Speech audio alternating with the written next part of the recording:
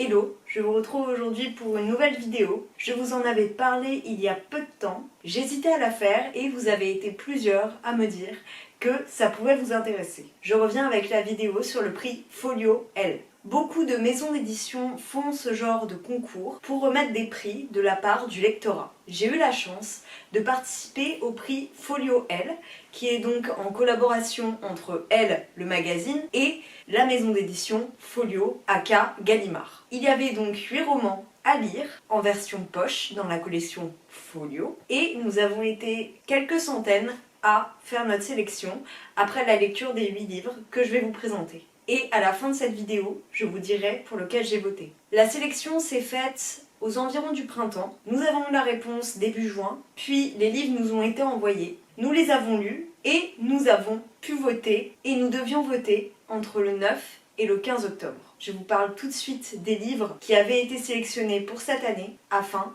que ça vous donne envie de participer à la prochaine édition. Je vais commencer avec celui-ci qui est donc La définition du bonheur de Catherine Cusset. Dans ce livre, on va suivre des récits parallèles entre New York et Paris. On va avoir des retours dans le temps et on va suivre les intériorités, les vies de ces deux femmes. Le livre était assez plaisant, l'écriture est fluide, cependant je trouve que le changement d'époque nous perd un peu. Je vous lis une partie du résumé. Eve et Clarisse ne se connaissent pas. À leur insu, un lien mystérieux unit ces deux femmes. La première habite New York, l'autre Paris. L'une s'épanouit entre une vie de famille stable et une modeste carrière de chef. L'autre, ogre de vie, passionnée d'Asie et grande amoureuse, porte en elle une faille qui annonce le désastre. Des années 1980 à nos jours, chacune, face aux aléas du destin, tente de préserver un bonheur impossible à domestiquer. On va donc suivre ces deux femmes. On va découvrir à quel point elles peuvent être liées sans le savoir et à quel point le bonheur est totalement différent pour chacun d'entre nous. C'est une belle leçon, mais ça n'a pas réussi à me toucher plus amplement, donc ce n'est pas celui-ci que j'ai choisi. Ensuite, je vous parle de La décision de Karim Thuil, dont je vous ai déjà parlé dans mon précédent vlog et dans mon dernier bilan culturel. Donc dans ce livre, on va suivre Alma Revel, qui est donc juge d'instruction en 2016 et qui doit gérer une affaire d'attentat. C'est très véridique quant aux attentats qui avaient déjà eu lieu à Paris ces années-là, ça revient sur ces éléments-ci. Comme je l'ai dit dans mon dernier bilan culturel, je trouve que le livre avait beaucoup de passages similaires les uns entre les autres. C'était tout de suite moins agréable à lire, c'était assez redondant à certains égards, et même si l'histoire personnelle et l'histoire professionnelle du personnage étaient intéressants à mener l'un avec l'autre, je trouve que ce livre a quand même quelques lacunes. Ce livre nous délivre quand même beaucoup d'informations quant aux procédures judiciaires, quant à la manière dont on doit se placer quand on est dans la justice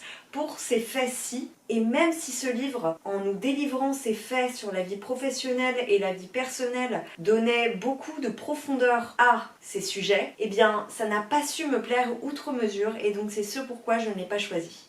Ensuite, c'est grosse déception pour Eri De Luca, impossible. Je ne savais pas trop à quoi me mesurer quand j'ai commencé à lire ce livre. Ça va se passer dans les sentiers des Dolomites. Ça va être toute une question personnelle, intrapersonnelle. C'est une introspection dans le quotidien du personnage, dans sa vie, dans ce qu'il voit, ce qu'il ressent. Ça va se dérouler comme un dialogue. On va retracer la vie de cet homme, tout ce qu'il a pu rencontrer, tel que la guerre, tel que des affrontements. Comme dans La décision, ça pose des questions de justice et d'engagement, mais je crois que j'étais beaucoup trop loin de ce qu'il évoquait pour me sentir touchée. Ensuite, autre déception, malheureusement, il s'agit de Rien ne t'appartient de Natacha Apana. J'étais très enjouée pour ce livre, notamment parce que on va suivre une femme qui s'appelle Tara, et à la mort de son mari, elle perd pied. Il y a une espèce de vague de ressenti, d'émotion, de tristesse et de colère en elle. Après cet événement, elle va retracer toute son histoire, tout ce qu'elle a pu ressentir auparavant, toute sa vie. Il me semble qu'elle habite à l'île Maurice et l'autrice est initialement originaire de l'île Maurice. Donc il y a toute cette place-là, ça aurait pu vraiment m'intéresser de découvrir une autre culture. Ça n'a pas fait avec moi.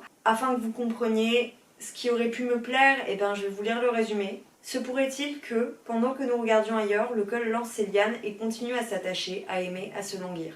Donc il y a toute une volonté de mettre de la sensualité. Depuis la mort de son mari, Tara perd pied. Quelque chose se lève et gronde en elle comme une vague. C'est la résurgence d'une histoire étouffée, celle de la fille qu'elle a été autrefois, une fille avec un autre prénom, qui aimait rire et danser, qui croyait en l'éternelle enfance avant d'être rattrapée par les démons de son pays. Un roman intime, sensuel et puissant sur une enfance volée, une fille gâchée qui aurait le courage de se réinventer. Donc vraiment, le résumé donne réellement envie. Mais d'un côté, j'ai trouvé qu'elle ne nous délivrait pas toutes les informations dont on avait besoin, qu'elle se perdait beaucoup dans ses explications, même si, à mon sens, elle a voulu délivrer des réalités, des faits avérés qui se passent dans notre société, elle a loupé le coche. J'espère que son prochain roman me plaira plus parce que la plume n'était pas dénuée d'intérêt, mais pour autant, la trame narrative n'était pas à la hauteur de mes attentes. Ensuite, je vous parle de Sauvagine qui a été une réelle surprise et que j'ai beaucoup aimé. Je ne pensais pas l'aimer tout simplement parce que c'est du nature writing. Donc c'est un livre de Gabriel Filto Shiba qui va nous raconter une épopée d'une garde forestière dans les forêts du Canada. Cette garde forestière va être poursuivie par des braconniers et elle va essayer de protéger la nature qui l'entoure et qu'elle aime tant. Dans son parcours, elle va découvrir un journal intime et elle va découvrir la propriétaire de ce journal intime. Je ne vous dis pas la suite, c'est une histoire sororale, c'est une histoire d'amitié, c'est une histoire d'amour, c'est un respect de la nature, c'est une beauté de la nature et moi qui déteste le nature writing, j'ai trouvé que c'était extrêmement bien écrit. J'ai toujours voulu retourner aux pages suivantes, bien que le sujet en lui-même ne soit pas forcément ma tasse de thé, parce que me parler de nature n'est pas forcément le premier choix qu'on pourrait faire. Là, elle a réussi à capter mon attention, à la garder et à m'emporter avec elle. C'est un sans faute. Je vous parle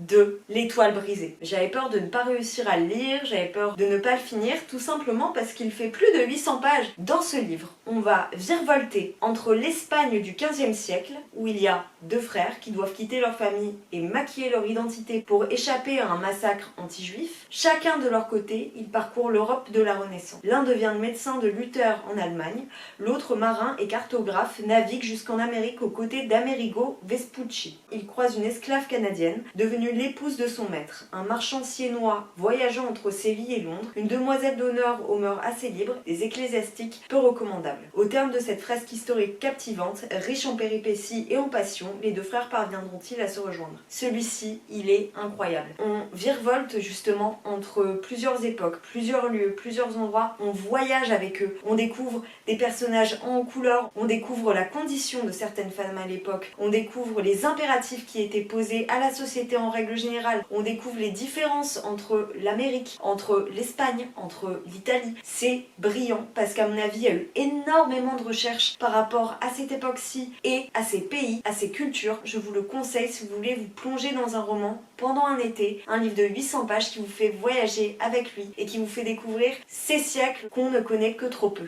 Avant-dernier livre, je vous parle de Porca Miseria, de Tonino Benacquista. Dans ce livre, Tonino Benacquista, il va parler de lui-même, de son enfance, où il a été expatrié en France depuis l'Italie. En 1954, donc sa famille et lui viennent en France et s'installent en banlieue parisienne. Donc c'est des déclassés, des déracinés. Et il va nous relater ses allées-venues au cinéma, sa découverte de la littérature, de la classe, des enfants, de ses premiers amours, sa vie de quartier, des dialectes italiens mélangés au français. Ça va être une petite Madeleine de Proust. Vraiment, ça nous donne cette impression de revenir dans son enfance, de découvrir une double culture qu'il habite et qui habite tous ses romans, qui fait entièrement partie de lui. J'ai adoré découvrir cette population qu'on connaît pas assez. Moi, je ne connaissais pas assez l'immigration italienne en France et il a réussi à me captiver avec ces petits moments de la vie, de ce qu'il a vécu. J'ai beaucoup aimé ce livre. Si vous aimez les tranches de vie, je vous le conseille très amplement. Et enfin, le dernier, qui est également celui pour lequel j'ai voté. Il s'agit de Aussi riche que le roi, de Abigail Assor. Je vous en ai déjà parlé dans un bilan culturel cet été. Je l'ai dévoré et je l'ai adoré en plus de ça. Dans ce livre, on se retrouve dans les années 90 à Casablanca et on va suivre plusieurs lycéens. On va suivre leurs après-midi en dehors du lycée, dans un café billard. Ils se retrouvent, ils fument des cigarettes, boivent des coca, du café. On ressent la chaleur du souk, les odeurs, le côté très cheap de ces souks, le côté bazar dans Casablanca et on va découvrir aussi toute cette adolescence qui n'a qu'une envie, c'est de vivre avec les autres, de découvrir les passions de l'humanité, de découvrir les passions relation amoureuse. On va retrouver cette adolescence, cette jeunesse, cette envie de plaire, cette séduction immanente, cette